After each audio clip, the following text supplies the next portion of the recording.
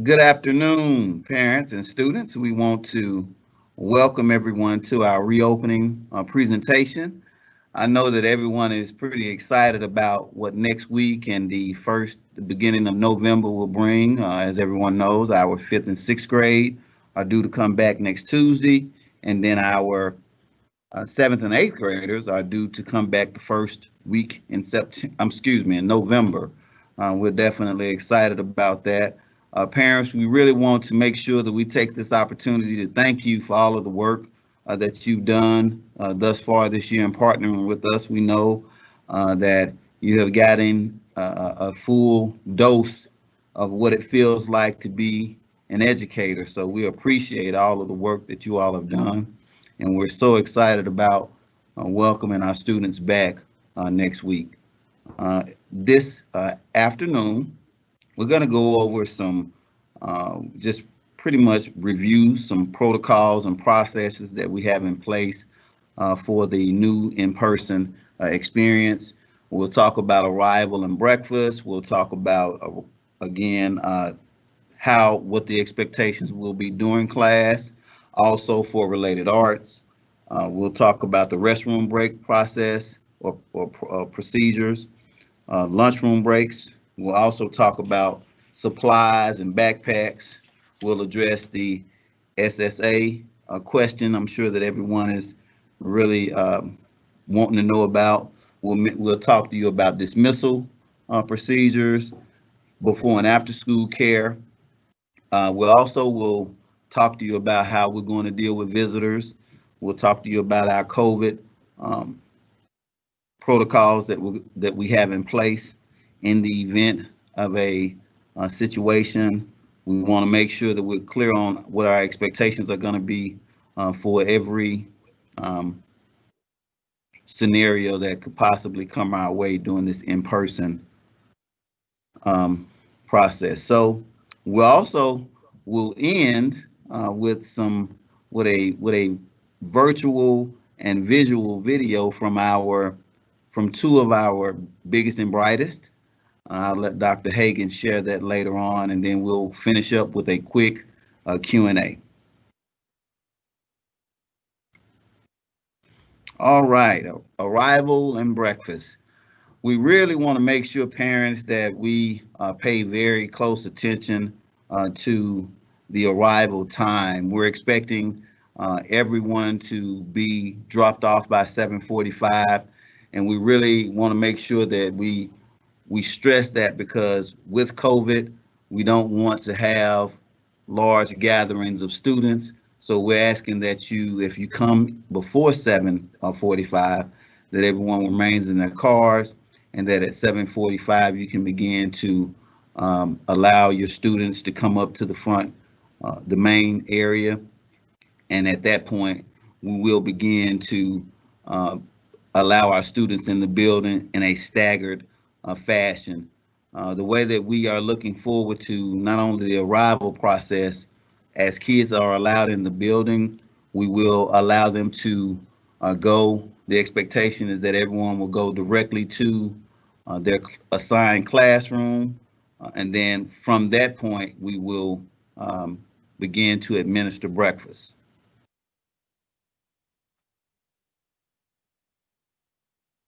So these are some of the visuals that we provided.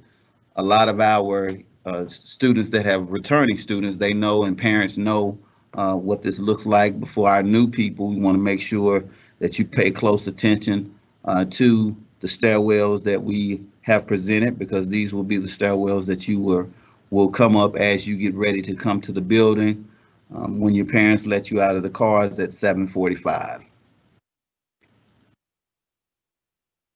All right, during class, as we stated, when the students arrive, they will immediately report to their assigned classrooms, which will most likely be their homeroom teachers class.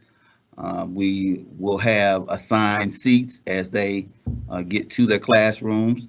We're going to be sure, we know that with the third bullet, we really want to focus in, because we want everyone to understand that for the majority of the day, we when we're thinking about COVID and trying to do everything we can to be as safe as possible, we've thought about different scenarios. And the thing that we really wanted to make sure that we made clear with having students stay in class, we felt like this would be a great opportunity to kind of not only help keep our students and teachers safe, but this will also help us to continue on with the process that we've already engaged. We are currently engaging in virtually. We do have the district, even though we do have some that will be coming in person and that are remaining virtual, we still will be using the Florida virtual school format. So with that being said, we wanted to make sure that we kept everything as close to the same as possible so that kids will, when they come to school, they will remain in that classroom for the majority of the day. With our numbers, we've been very fortunate with the numbers that we have coming back. We have a little bit over, right under 190 kids that are going to be returning out of the 460. So with that, we have a ratio of 12 to 1. Every 12 students has 12 students per teacher. So that's what that 12 to 1 ratio stands for. During the asynchronous learning, students will again be receiving support from the teacher that's either in the classroom or their virtual teacher, depending on where they are in their schedule for that particular time frame. We want to also make sure that we talk about, when we think about the safety component, the expectation is that all students will wear masks except when eating or drinking. So we really want to make sure, parents, that we focus in on that, because that's a big thing when we're talking about trying to keep everyone safe. All right, so this is one of the transition periods that our students will engage in. So they'll have a few transitions throughout the day. They'll have that transition in the morning for arrival. They'll have a transition again for related arts. They'll have 3 transition periods scheduled for the restrooms. They'll have a recess where they will transition, and then they'll transition for dismissal. So with related arts, students again will be escorted by their teacher, and it will be in a structured fashion. So we want to make sure that we pay close attention to that, because with that, we're going to make sure that students travel in groups. They will see some of the signage that will be in the hallway, whether it be where they stand, and also the directional arrows that will be on the floor. And you'll still see examples of that later in the video that we will have for you.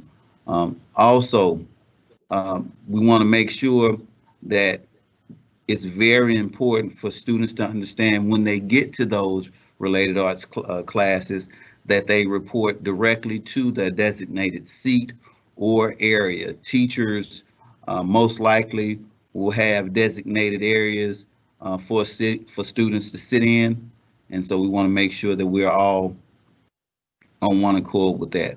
We're asking, and the biggest, and I also want to make sure that we keep this point clear as well. We want to do everything that we can to keep the students together. So if they were in a homeroom, so to speak, and they have the same related arts classes, we're going to do everything we can to keep those students together, because that will help us to make sure that we're able to contact trace and things of that nature. And again, it just gives us another layer for safety when we're thinking about trying to keep everyone together. Restroom breaks. As I mentioned earlier, this will be another transition period. Each class will have 3 designated time periods throughout the course of the day. We want to make sure students and parents that we understand, because of COVID, we are asking that everyone really abide by those scheduled times. So if you have a designated break, we're asking that you take that break, whether you think you have to go or not, students, because that really will help us as we move throughout the course of the day. The maximum, there will be a maximum of two students that will be allowed to go to the restroom at a time. So let's also make sure that we're mindful of that. In the hallways, there will be one class that will be participating in those restroom breaks per visit. So we're going to have 2 kids maximum, and then also understanding that there will be one class per visit during this process. And again, as I mentioned, because of our COVID situation, we want to make sure students that we do everything we can to adhere to those scheduled designated times. Lunch and recess. Again, lunch is free to all of our students this quarter. We want to make sure teachers, parents and students, that if you do have lunch bags and bottled waters, that you do everything you can to make sure that they are labeled. Also understanding that no outside food will be allowed. So we have to make sure that we know that. There are no microwaves this year, so we have to make sure that we understand that as well. So in the preparation of those lunches, parents, we want to make sure that we keep that in mind. Also, the students, as I mentioned, in terms of the classroom process, students will have assigned seats that will be in the cafeteria. That will help us to not only monitor that actual cafeteria setting, but again, will help us to stay on course with our contact tracing processes. Recess will be 15 to 20 minutes each day, and we will have classes will have opportunities to go to recess, but they will remain with their classes, and they will be in various areas, whether it be in the front of the building, on the side of the building, or at the back in one of the fields. We want to make sure that we're all understanding of that. It won't be any more than one class at a time that will be involved in recess, because again, we want to be cognizant of making sure that we keep all of our students together as much as possible in the event of a situation, so that contact tracing can be easily kept up with. So thank you. Also, in terms of the supplies and backpacks, parents, the only thing that we're asking that students bring would be the laptop that they have. If they have a school issued laptop, we're asking that they bring that laptop to school with them. If they have not been issued a laptop, then we ask that they simply just bring a backpack to school, because that backpack will be used, because we are going to make sure that each one of our students have a laptop. Also, something new that's coming up. Again, if the students don't have one already, they will receive a laptop. So we're asking that they bring that backpack with them. They don't need any other materials outside of reading books, so that way they'll have opportunities to do some reading in their free moments. So we're asking that outside of the actual school issued laptop and possible books, that would be the only thing that they will need to bring with them. Again, as I mentioned earlier, lunch boxes and water bottles, personal lunch boxes and water bottles must be labeled. So let's make sure we're all on one accord with that. In terms of cell phones, this is not really any different from what we've had in the past, but we want to make sure parents and students that we are really cognizant of that. We know in the past we've had friends who give their cell phones to each other and things of that nature, but because of our situation with COVID, we want to make sure that you keep all of your belongings to yourself, and that includes cell phones. So if you have a cell phone, we're asking that you turn that cell phone off upon entry to the building, and make sure that you turn it off and then secure it in your backpack. If we have to make sure, or if we have to make contact with your parents, we have plenty of phones by way of the main office, by way of your teachers. So we will make sure that if we have to make contact with your parents, that we'll take care of that, so you don't need to actually utilize your own cell phones. At the bottom, you see zero. You see the offenses number 1 through 5. The first one is a parent student teacher conference. The second one is a phone. Your phone will be turned into the office, and students, you will have an opportunity to pick it up if it's your second offense. If it's your third offense, the parents will have to pick the phone up. It will be turned into the office by your teacher or whatever adult that confiscates it, and your parent will then be required to pick it up. Fourth offense, the phone will be turned into the office, and parents will have to pick up the phone again, but also will be contacted by administration. And then the fifth offense, phone will be turned into the office. Again, the parent will have to pick it up, but it also will be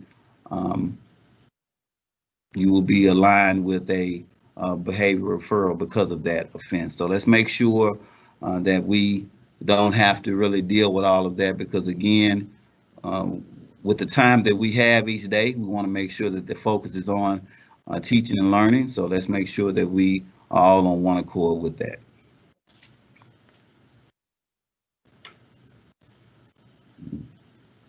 Okay, SSA. One of the things that we're going to add this year, we definitely want to. We've always had the expectation of the solid collared shirts, but we also want to continue to be flexible with the Rose Park T-shirts and the hoodies, navy blue, black, khaki, or gray pants or skirts. But we also want to include the denim jeans with our uniform policy. We want those jeans can be either dark denim or black jeans. Where the expectation is that there are no holes in those jeans, but we definitely want to include that into our process this year for SSA. Also, again, which is the same that we've always had, closed-toed shoes are the expectation, no flip-flops.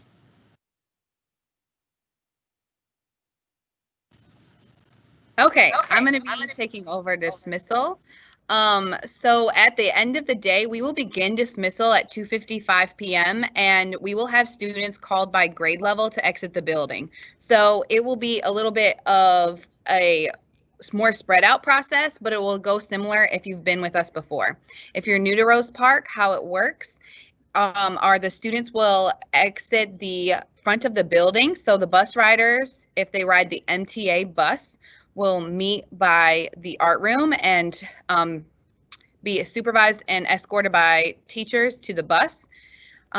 Or if they are car riders and walkers, they will exit by the Belmont room doors this year, and they will either walk up to their, if they're going to the Easley Center or home, they'll walk, and then if they're car riders, they will go directly to their car by way of the steps like they did last year.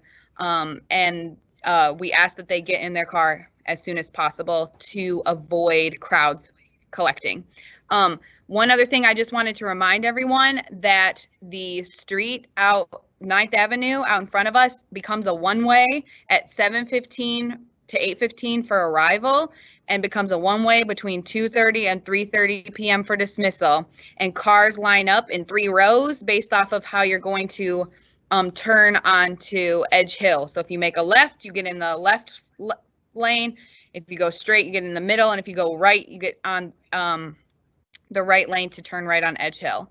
We have a wonderful crossing guard, Miss Wade, who helps direct traffic. And we also have our SRO, Officer Sanders, to help with this process. Know that in the first couple weeks, it'll be getting used to it for our new families that are joining us.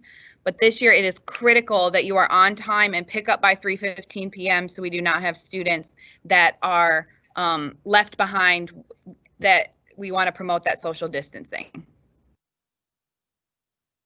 We will have before and after care, and many of you I know have already signed up for this. It's through P&A. Before care will start at 7 a.m. and this year they will actually come through the front doors. We have to have one way in and one way out. So before care will come at 7 a.m. if you enter through the main entrance and go up to Miss Jemison's room. After care will last until 5:30 p.m. and you will pick up at the back of the building by the cafeteria. I sent out an email earlier this week to sign up for before and after care, but when I send out this recording again, you will have the link. You can also email Ms. Jemison, and her email is listed here if you have any questions. I'm going to send it back to Dr. Vassar about visitors. All right, parents and students. We know that, again, we are in a different situation this year, so we want to do everything that we can to prohibit as much opportunity for scenarios to occur. So at this time, no parents or visitors will be allowed in the building. So we want to make sure that we don't want to accord with that.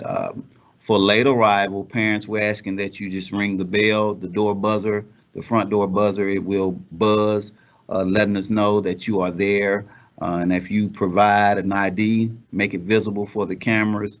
We'll look at that for verification purposes, and then you can return to your vehicle. And once that happens, the student will be allowed to come in the building alone. If you need to provide any notes or paperwork, you can please send that with the students, and we will make sure that that gets recorded. Because again, we want to do everything we can to slow the spread and to prevent any potential issues from happening. So we're asking that everyone be on one accord with us during this time. So the COVID-19 precautions, if we have a student that demonstrates any kinds of symptoms that are alluding to the student being sick, they will be escorted immediately to the quarantine room for our nurse to monitor. At that time, the parent or guardian will be contacted immediately to come and get the student from school. If we find out that the student has a situation where they're tested and they test positive, we will at that point make sure that the parents of the classroom, the parents of the other parents of the other students in the class, that they are communicated to, and then whatever steps after that, we'll make sure that we inform the parents and students on what to do next. So we're asking that everyone kind of be cognizant of that.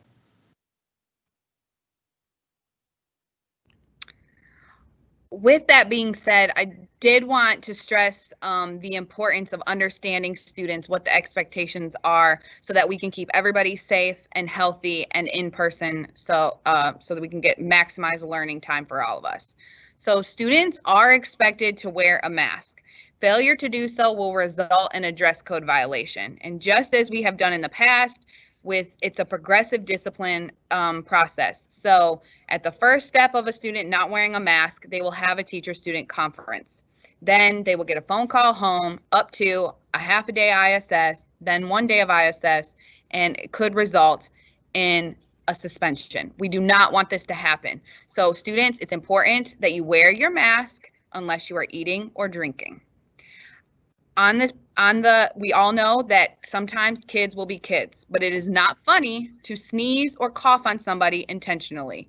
And this will result in repeated offenses classified as a threat because you are potentially harming somebody in the process. This is a much more serious offense, and we want to make sure that you can see as it progresses, from just getting a phone call home by the teacher to make sure, hey, this happened, we're not going to allow this, but all the way up to multiple days of out of school suspensions, because we want to keep kids safe.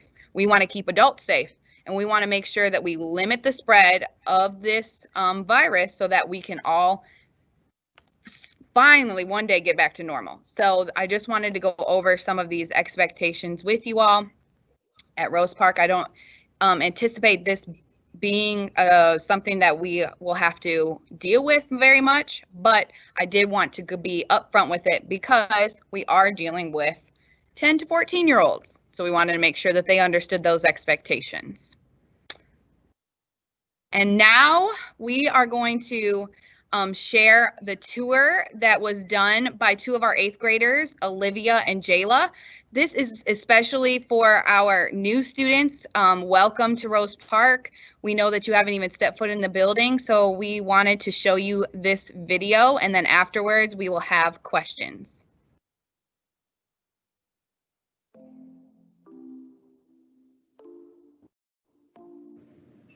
I'm Jayla. I'm in 8th grade, and I've been at Rose Park for 4 years. Hi, I'm Olivia. I'm in 8th grade, and I've been here for all 4 years. Let's take you on this tour. You get dropped off here at 7:45, and you walk all the way up the stairs to the main entrance.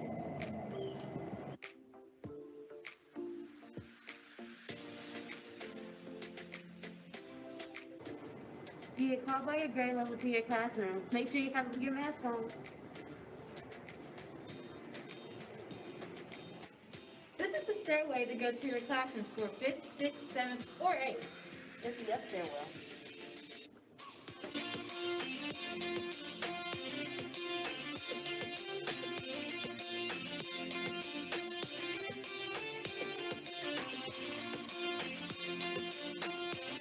This is the 5th and 6th hallway. Miss Petrani, Miss Smiley, Miss Ford, Miss Gailey, Miss Jemison,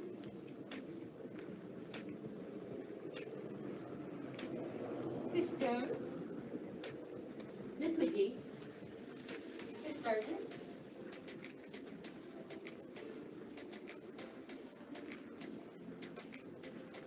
Miss Mitchell,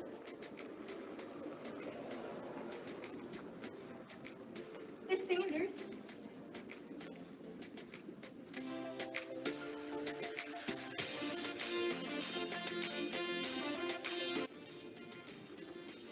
and Miss Lane. This way was the classroom. and if we go to the right, you will see the library, the auditorium, and the gym. Let's go to the library.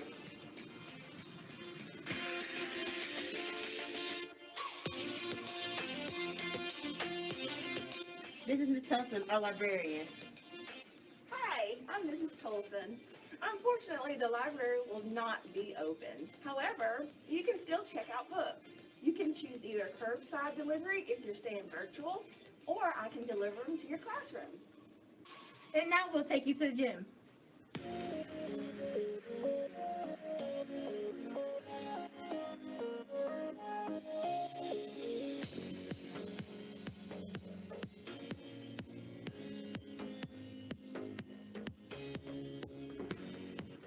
This is the gym. This is where you'll have PE with Coach Steve.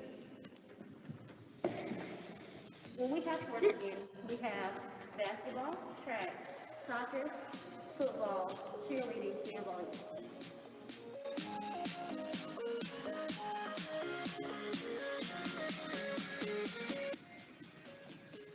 This is the auditorium. This is where we have concerts, guest speakers, and assemblies. My personal favorite, drama club. But we'll do it when it's safe again. Let's go to the cafeteria.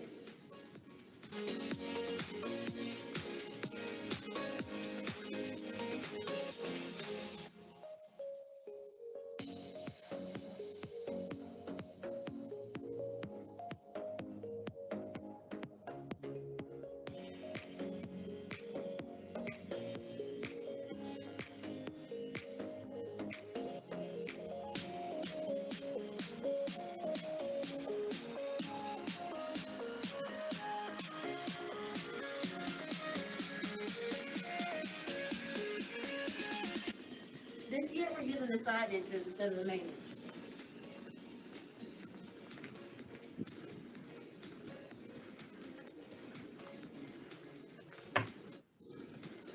Make sure you get your hand sanitizer, and then you come into the cafeteria and sit in your assigned seat.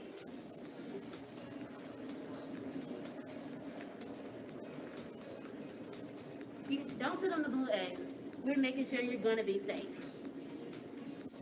When you leave, Coach Steve will direct you all the way around to the double doors.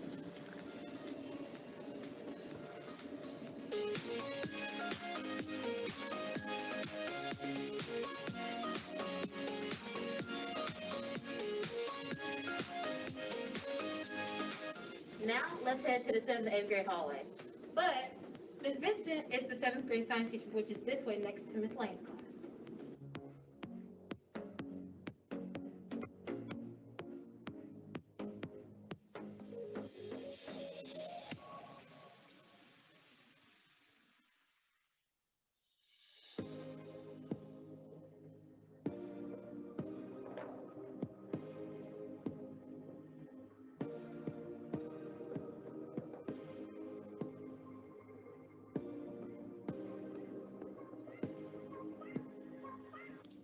Listen up, Tiny. Some things have changed on this floor. But our Spanish teacher, Professor Helms, is still right here. Come on.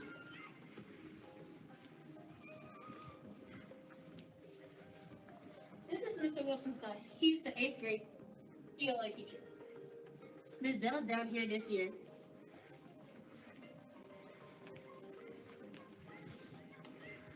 This is Miss Dixon's class.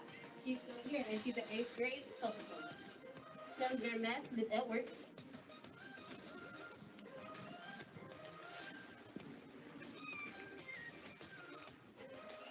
And 7th grade ELA, Miss McClung.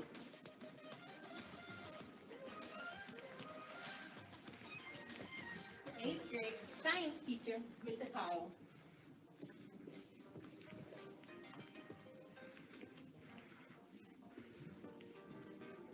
And this year, Miss Bright is teaching 7th grade history. This year, we're going to be able to use this kind of water fountain. Well, she can bring her water bottle from home and fill it up here. We have one on this floor and one in the cafeteria and by our office. Now, let's head to the first floor and wrap up our tour.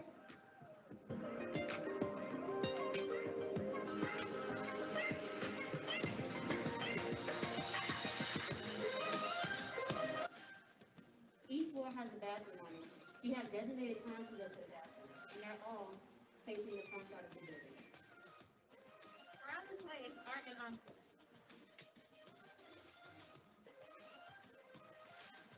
Miss Smith teaches art, and Miss Hopkins is teaching encore. And this is also where the bus riders will line up at the end of the day. Now, let's head to the band and strings room.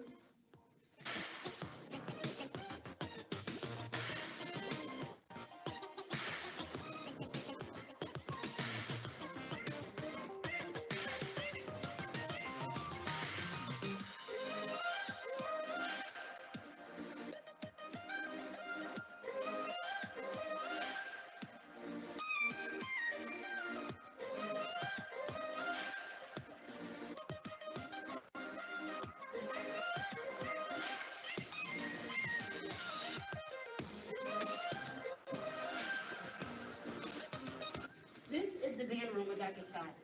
And down here is the strings room.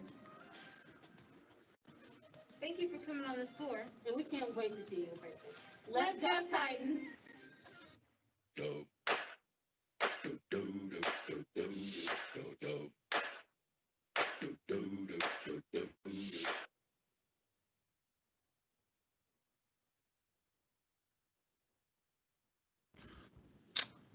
Thank you, Dr. Hagan, and we'd like to thank Jayla and Olivia for a job well done. Also, at this time, parents, if you have questions, we'd like for you to put those questions into the chat, and we'll do what we can to answer any questions that you have at this time. I will be asking the questions, and then we'll tag team the responses, Dr. Vassar. So the first question is, will students have any in-person instruction? And I can take, yes. So I think what they're referring to, will there be will the teacher that's in front of them be teaching in person? Absolutely. We are going to take every opportunity to try to do everything we can to engage in with our kids in person. The beauty of it is that each teacher or each student will have a teacher in their classroom. And if it's a situation to where students have questions about another content that teacher does not actually teach him or herself, their colleagues are right next door, and those questions can be directed to those teachers so that those questions can be answered at that time. The next question is asking, can they not bring, or do they have to, can they bring a backpack? I think was the way it was phrased a little differently, but can they bring a backpack, and will the school be providing school supplies? So they, as mentioned in the presentation, we're going to ask that they bring a backpack only because they're going to have to transport their laptops, because that will be the only actual supplies that they will need. If it's anything else that they need with regard to paper and things of that nature, we'll make sure that that is provided for them in the event that it's needed. And then we also said we don't have an issue with students bringing books to read as well. This is a question. Can the students change their return date to next semester? So at this time, if you have, and I know a lot of parents they really are wondering about this. If you have decided that you want to be either in person or virtual, you have to stay with that decision. However, you will have another opportunity at the conclusion of this semester to change that, either coming back in person or going back virtual. So if you've decided that, you have to stay with it right now, and you will have another opportunity in December to make that change. This next question, I'm going to clump two questions together, so I'll take it. It says, most work will be done on the laptop. Will the teacher be teaching at all? And what will students do during asynchronous time? So the teacher is actually going to be teaching all day long. They'll either be teaching virtually, like on the computer to their classes during the synchronous times.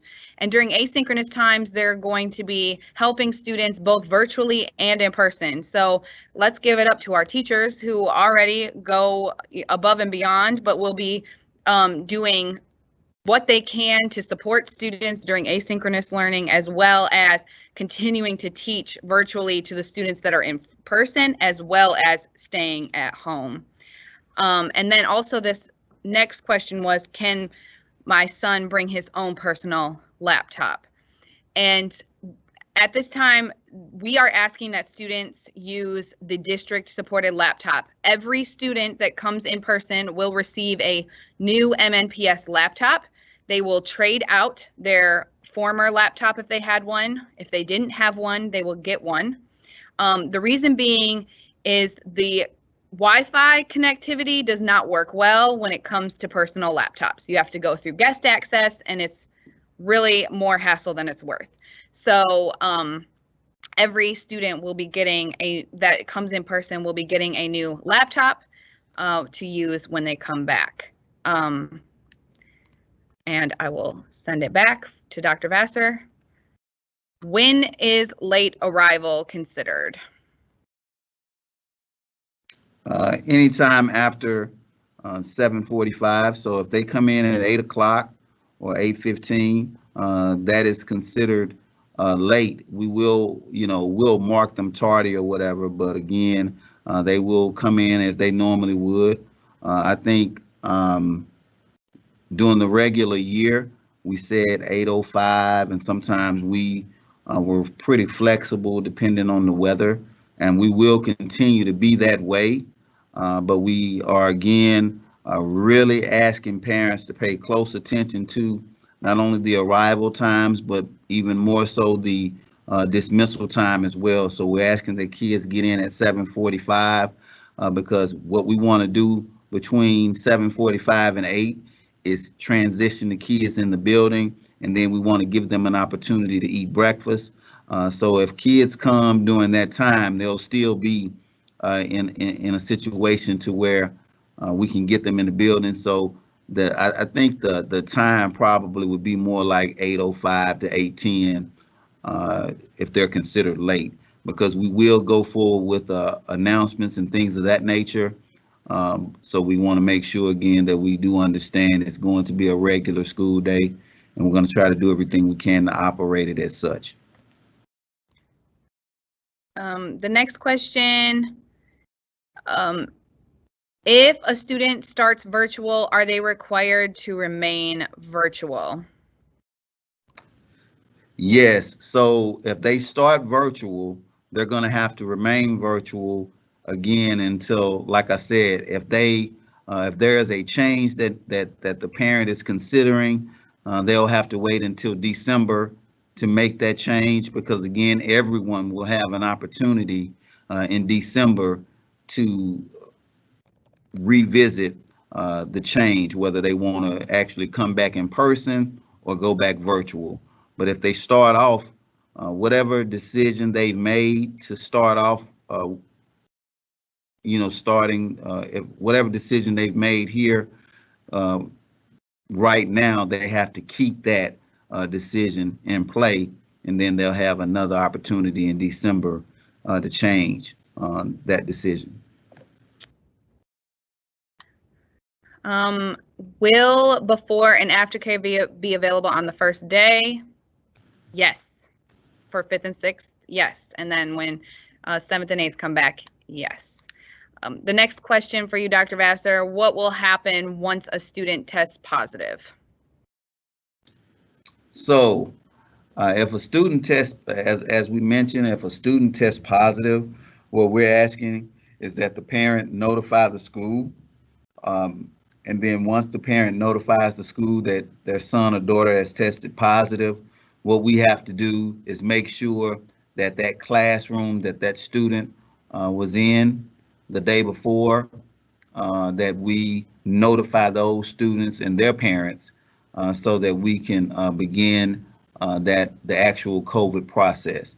And if something like that happens, we'll make sure that information comes directly to those parents so they'll know what those next steps will look like, whether it be quarantining or going to get tested and things of that nature. We'll make sure that those specific directions are sent home and also called out to those parents and students. Are we using lockers this year? A great question. We are not using lockers this year. That's why we're asking that students only bring laptops and the actual backpacks to put those laptops in. So we are not using lockers this year. What grade will exit first? I think they mean dismissal. That's 5th grade, 6th, 7th, and then 8th. Sorry, that one I guess was for me. How do we purchase Rose Park merchandise? As soon as it is safe to do so, we will offer that. But right now, the district has a hold on us being allowed to sell shirts. And then another question that I keep getting about is like the teacher, is the classrooms. A lot of students or people are asking, are they going to be on the computer in the classroom, and how will that look? If you want to kind of explain that again. Absolutely. That's going to look, like I said, we have the ratio of 12, at least at the most 12 kids, every 12 kids to one student. So students will be in the classroom and they will be in designated seats assigned by the teacher. And yes, they will be on their laptops, whether it's in synchronous or asynchronous learning with their actual teachers. So that it's pretty much, that's how it would look. We'll have a classroom with no more than 12 kids in that classroom that will be socially distanced by the teachers, which denoting by those assigned seats, which would be denoted by assigned seats. And yes, they will be on those laptops. And again, logged in, whether it's asynchronous or synchronous learning. Another great question. What symptoms require a kid to stay home, and would they then join virtual classes for that day? Yes, they would join virtual classes for that day. High temperature, I think I forget what what is it, 100.6. Yeah, 100.6 or something like that. If they have a high temperature to that, up to that, if it's higher than either that temperature or higher, that's considered a high temperature. If they have a cough, a sore throat, those are the symptoms that we're talking about. So if they have any of those symptoms, we're asking that you keep your students home.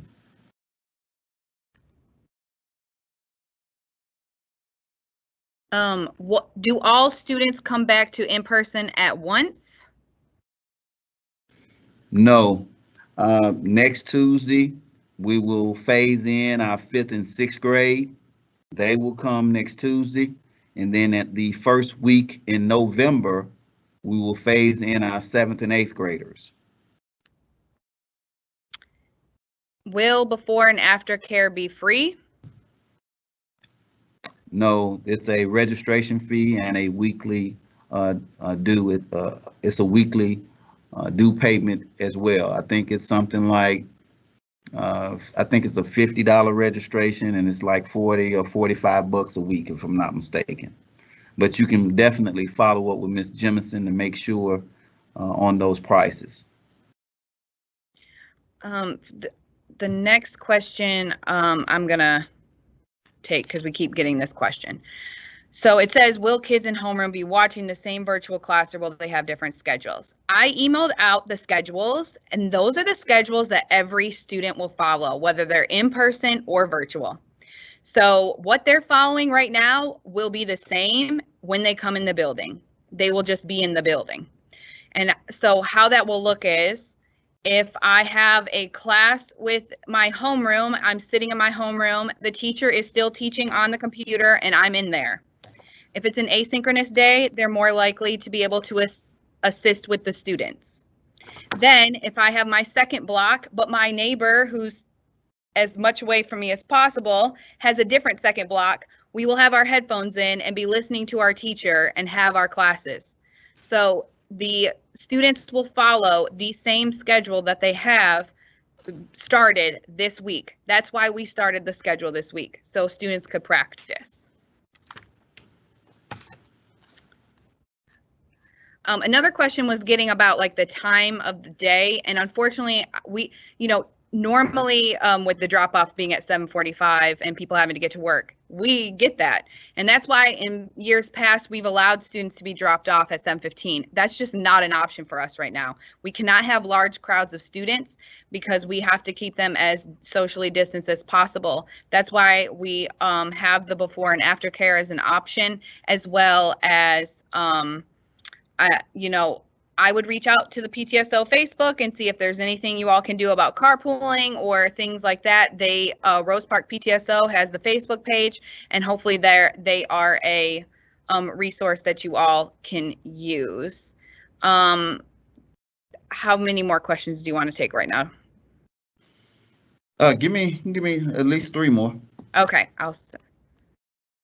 so the next one. I keep getting questions about the supplies and whether or not they need to bring notebooks. So I guess you can answer that one. As we said, they don't they don't have to bring notebooks. One of the things that we're asking that they bring is their laptop. They can utilize that as a note-taking resource. And we also, if they do need paper, pencil and paper, we do have the means, or our teachers are able to provide that. So no, they don't have to bring notebooks. Can you bring a sack lunch and get a boxed lunch? Yeah, our kids typically do that anyway. So yeah, they definitely can. So we have a few that appetites are a little bit bigger than others, so definitely they can bring their lunch, and if they're still hungry, they're more than welcome to go through the line or get a box lunch. And this is a great question. Is there school on Monday for 5th and 6th grade? And go ahead. Okay. There is not school for 5th and 6th grade. It is a asynchronous day for only those 2 grade levels. So the teachers can get ready for them to come on Tuesday. And at this, I think we've covered as many as we can at the time. Some of these I'll respond with directly, but I think we've gotten a good handle on the questions. Okay, thank you, parents and students. As we have said from the beginning, we really appreciate your partnership. We look forward to having a great second 9 weeks, and we definitely are looking forward to our students coming back in the building next week. Everyone has a great, we again appreciate you for your participation, and everyone, please have a great evening.